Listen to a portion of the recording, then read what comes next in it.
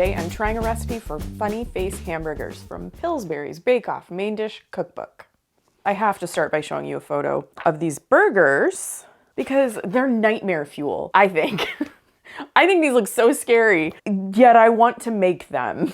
So this particular book was published in 1968, and my copy appears to be some sort of fundraiser for disabled American veterans. A lot of the other copies of this book that I found, like on eBay, also had this little print on the bottom. Some didn't, but most of them did. Pick this up, I think, when we were still living in California at St. Vincent de Paul. This book is kind of like a compilation of previous Bake Off recipes. I see this a lot with Pillsbury cookbooks. A lot of the same recipes kind of over and over again, just reconfigured and like put into a different book. In this case, it says that a lot of the recipes have been shortcutted. This is not the first time that I've heard the term shortcutted used by Pillsbury. I have a video for the Busy Lady Bake Off, and that was the first encounter for me with the word shortcutted. I don't see that word in any other cookbooks besides Pillsbury. They will take Bake Off like winning recipes and they will insert their own convenience ingredients. There's a really good example of this in the recipe that I'm making today. The recipe for Funny Face Hamburgers that I am making originally placed third in the junior division of the Bake Off in 1950. If I can find a photograph of the original, I will place it here and you can see what they looked like. But the main difference really is that in the original recipe, you use a dough that is made from scratch, whereas in the recipe in this book, you're going to be using a refrigerated dough. So if they have some sort of ingredient in their product line that, you know, would shorten the cook time or the bake time or whatever on a recipe from the Bake Off, I think they try to use it, and that's what shortcutted means. So I did mention the Gold Rush brunch recipe that I made for the Busy Lady Bake Off book.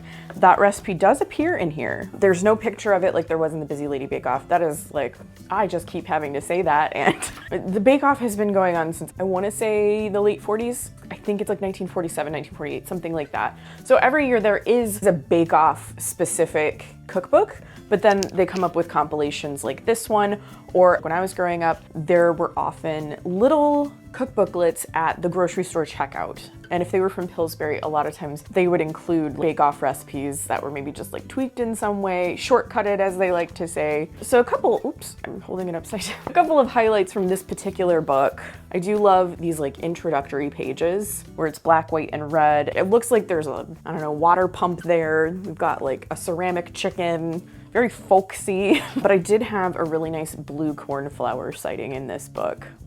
It's always such a delight for me when I see pieces of Pyrex that I own or pieces of Corelware that I own. There were a few recipes with fun names. I don't know who comes up with the recipe names for Pillsbury or Betty Crocker or what, but I mean, they probably have to get creative because I'm sure that they have to develop a lot of different recipes. Oh yes, I liked this one. Hey Gang snack buns. These are the Hey Gang snack buns. It's basically like a bread roll that has like some cheese in it and then hamburgers and beans. Kind of like a chili bun. It sounds good. It says everything teenagers love. Make buns ahead for 30-minute assembly when served. 30-minute assembly. Make 16 rolls. So don't invite too many teenagers over because these look pretty small and I think they're probably gonna eat more than 16 rolls. Oh, I did a Bake Off, or like an early Bake Off recipe sometime at the beginning of 2022. And I'm pretty sure I talked about this particular recipe. It's for hot ziggities. Unfortunately, I think in that original video, I didn't have a picture of the hot ziggities, but I do now. This is what they're supposed to look like. In that original like Bake Off cookbook that I cooked from, the dough was made from scratch. I do remember that. And in this recipe, it is refrigerated crescent roll dough. So they're continuing to innovate and update these recipes. There was one particular thing in here that I think looks amazing. At least the photo does. Brunch pizza for a crowd right here. It just looks so good to me. Bacon and eggs, ham, cheese, and it's all baked in this crust that you cut into squares and serve.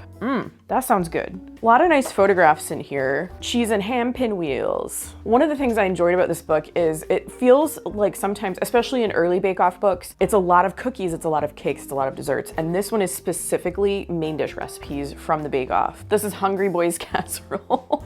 They look like little hats. But getting back to these Funny Face hamburgers. So these are supposed to be made for like a children's party. There's even a birthday party menu at the top of this page. Funny Face hamburgers, fruit gelatin salad, potato chips, ice cream and cake, and milk. I mean, I don't know how much fruit gelatin salad they would eat at a birthday party for kids. It's been a very long time since I've been a little kid, but it feels like ordering a pizza and a cake and maybe having a few snacks is probably, you know, enough. No, no, no. You gotta make these funny face hamburgers. Would a child appreciate the amount of work that goes into these, even with the shortcutted recipe? I don't know.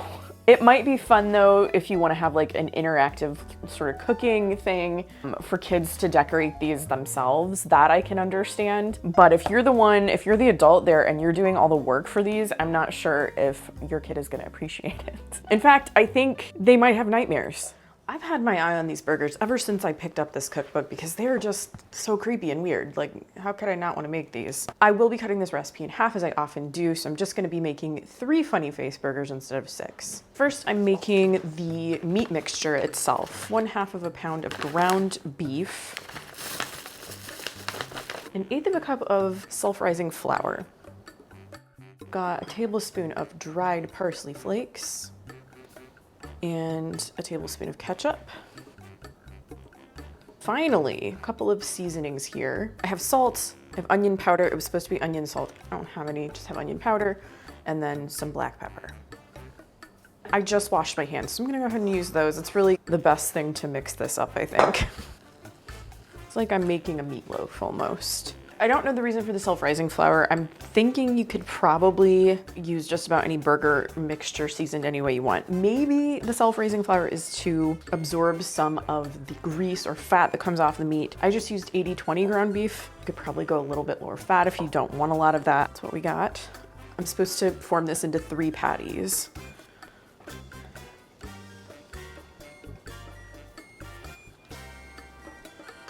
Three patties. I'm gonna go wash my hands again and we'll come back to do the dough portion. I did have to make 1 ingredient substitution for this. It calls for a tube of Pillsbury refrigerated quick Parkerhouse rolls. I don't think that they make those anymore, and if they do, I can't find them in my area. So I picked up this French bread. I figured, you know, it's probably close to a bread dough. I didn't want to go biscuit or crescent roll necessarily because this sounds like it's very much more like a regular sort of bread roll. So we're gonna try this and see how it works. We're gonna try to open it on camera. You know my luck with these tubes of dough. Not always the greatest. Oh gosh. Okay, well that was, oh yeah, the instructions are like on this little thing I pulled off. Peel, press spoon against seam, and then pop. I'm pressing. Every time. That's our dough right there. Whoa. If you want to bake it as a French loaf, it just comes out like this. You put it seam side down and you slash the top a little bit. So this has 6 servings per container, which is kind of perfect because the original recipe that calls for those Parkerhouse rolls, there's supposed to be like 12 rolls in each one. I think I can get away with just using this on my 3 patties. We'll find out. I'm gonna throw a little flour on the counter because I don't know how this is gonna go. I'm gonna try to separate this into 6. 3 pieces. Each patty gets 2 pieces. It's like a top piece and a bottom piece. Roll into 4-inch circles. Are you gonna roll out into 4-inch circles? I do not know. That makes them very thin. I almost feel like I should have gotten the sheet of pizza dough. Is this just the sheet of pizza dough that is like still rolled up? I don't know. And then just cut the circles out maybe? I don't have confidence that these are gonna roll out to 4 inches. Oh no, that's like, we're close. We're almost at 4 inches. Maybe if I pull it a little and stretch it. I tore it. That piece will go on the bottom. Oh my gosh. Fix it. Little oval, little oblong. Oh, well the mouth is just like built into this one. I think that's what I'm gonna do. Perfect. The recipe also doesn't give an indication of like what kind of baking sheet. That was a dramatic movement. So I'm just using regular sheet pan with a silicone mat on it. So I'm supposed to take 3 of these rounds. And then each one gets a meat patty. And now we're gonna take these 3 leftover pieces and stretch them over the top. This is the one that already has a mouth on it. Pinch them really well together. But it does have a little built-in smile, doesn't it? Definitely, I would say use a non-stick pan or parchment paper or a silicone mat if you're gonna try this, because this dough is already sticking. Oh heck, look at that. That didn't go as badly as I thought it would. You know me, always preparing for the worst. For faces, snip through crust with scissors or sharp knife. For eyes and mouth. So this is the fun part, everybody. This is where we get to decorate our little faces. And one of the decorations used is raisins. I don't know how I feel about that. I like raisins. I've never had them on a burger before. So there are a few other things that they're using in the photo to decorate. So I have some of those things as well. Some green olives. I have a little pickle. Got some cheese. And I also got potato flakes as recommended. Look at all this fun stuff. This is the part that I think would be really fun for kids. As a standalone thing, you just look at these and they are scary, but if you let kids kind of embellish them, that's kind of the fun part of this, I think. Well, this first one already has a mouth, so we'll just do some eyes. I'm gonna use some kitchen scissors. Oh, there we go. Okay, I'm really excited now. I'm gonna use a pickle. Yeah, okay. This is so scary. Oh my gosh, you guys. That one has parsley here, but I don't have any fresh parsley, so I'll use some mozzarella. I'm sorry. I am giggling at this. I guess I just press the cheese in.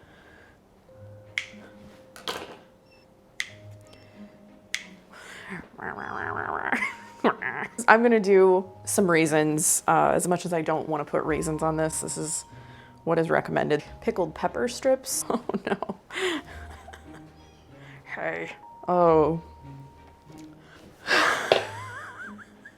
To use the potato flakes as hair, I have to mix it with oil. A tablespoon of potato flakes to a teaspoon of cooking oil. Try to press some of this hair in. My favorite is like the googly eye pickle mouth. So now I brush them with a little bit of milk. Okay, now I bake these for 25 to 30 minutes at 375. These are frightening. Whoa. I am not gonna sugarcoat this. I don't think they're cute at all. What can I say that's good? The hair, the potato flake hair was very effective on these. My little googly-eyed friend did not do so well in the hair department. I took the temperature of the patties themselves just to make sure that the meat was cooked. That was kind of like my biggest concern. And I went for like 160, 165. I did not seal the edges well enough, and you can kind of see that. So if you do something like this, pinch it, maybe even like take a fork and crimp it, because I thought I did pretty well and it just like popped right up. These expanded like a lot more than I thought. So I need to try this. I don't know. Can I pick it up? It's still kind of warm. I did try to let these cool. Okay, well, we'll start with the pickle. Oh, a hot pickle. Time to take a bite out of this little friend here. It is just okay. Admittedly, I kind of figured this recipe is much more about the embellishment than it is the taste of the dish itself. It's okay. It's like canned biscuit dough taste with kind of an under-seasoned burger patty, frankly. I know we added seasoning to it, but it is not quite as seasoned as I would like. It could use cheese. I think it would be great. You could probably, and they probably intended you to serve these with like maybe like ketchup and mustard on the side. Could definitely use that. I will eat it. I am hungry. It is lunchtime. This is not gonna go to waste, but I think there are some things you could do to make this a little bit better, taste-wise, embellishment aside. I have fulfilled my dream of making these very interesting looking burgers, so I don't have to do it again.